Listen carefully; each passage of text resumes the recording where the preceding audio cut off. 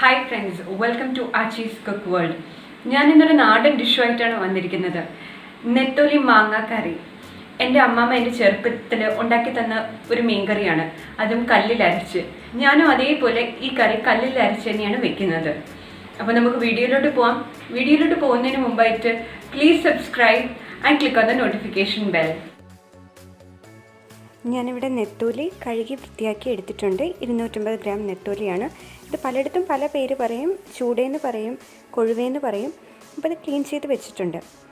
ഇനി അര തേങ്ങ ചിരകിയതാണ്, 3 പച്ചമുളക് നീളത്തിന് കട്ട് ചെയ്തത്, ഒരു തണ്ട് കറിവേപ്പില, ടേബിൾ സ്പൂൺ കാശ്മീരി ചില്ലി പൗഡറാണ് ഞാൻ എടുത്തിരിക്കുന്നത്. അതേപോലെ 1 ടേബിൾ സ്പൂൺ മല്ലിപ്പൊടി, 1/4 ടീസ്പൂൺ മഞ്ഞൾപ്പൊടി, 1/4 ടീസ്പൂൺ ഉലുവാപ്പൊടി, 3 കൊച്ചുള്ളി എടുത്തിട്ടുണ്ട്.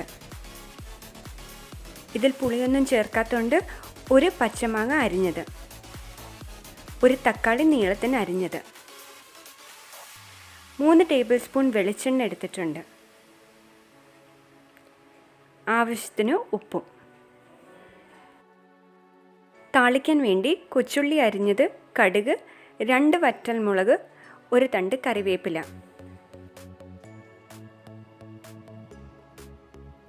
ആദ്യം ഇതിലേക്ക് വേണ്ട അരപ്പ് അരച്ചെടുക്കാം. അതിനുവേണ്ടി തേങ്ങ, മഞ്ഞൾപ്പൊടി, മുളക് പൊടി, മല്ലിപ്പൊടി, ഉലുവാപ്പൊടി, ഉള്ളി ഇത്രയും ചേർത്ത് കല്ലിൽ അരച്ചതാണിത്.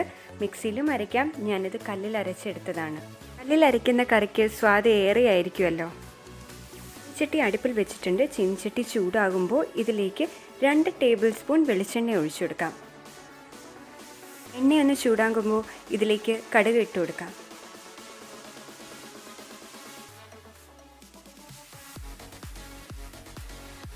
കടുക് പൊട്ടിയിട്ടുണ്ട്. ഇതിലേക്ക് കൊച്ചുള്ളി ഇട്ട് നന്നായിട്ടൊന്ന് വഴറ്റാം.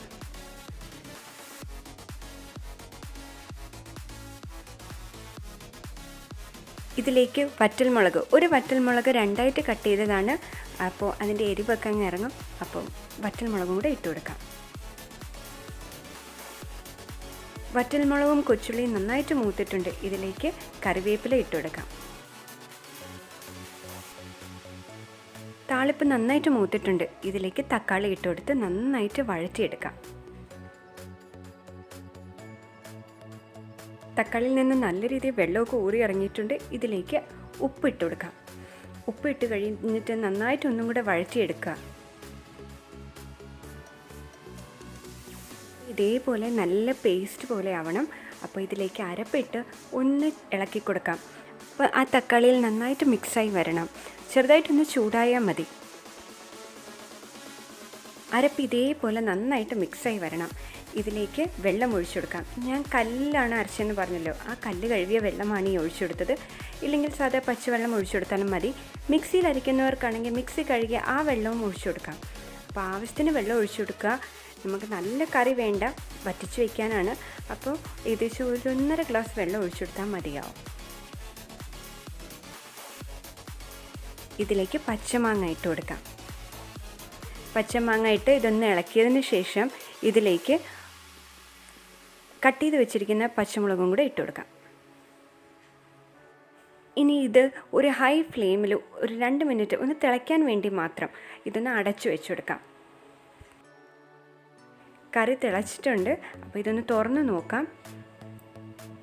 കറി നന്നായിട്ട് തിളച്ചിട്ടുണ്ട്. ഇനി ഇതിലേക്ക് മീൻ ഇട്ട് കൊടുക്കാം. നെത്തോലി ഇട്ട് കൊടുക്കാം.